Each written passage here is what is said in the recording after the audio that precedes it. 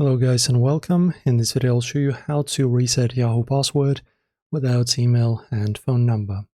So this is actually going to be quite a difficult thing to do if you don't really have either your email or your password. So in general, the way this is done, you will only be able to recover it through your passkey. As you can see, I have the passkey button in here, but that's only if you created it. So if you did, you can, as you can see, save the passkey. Create it, and after you basically lose access to your account, you can then use this passkey and then try to recover your account. If you don't have it, then you just need to go to the basically the support of Yahoo, okay? And you just basically speak to a premium support agent, or you can also write a ticket by pressing contact us, or you can see the phone number, or you can just write them a letter and they will help you with your process.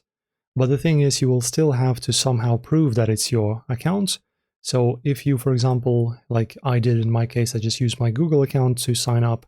So if you have your different Gmail basically address, as you can see, this is just my dummy address that I use for these videos. If you have it, you can use this email to try and recover.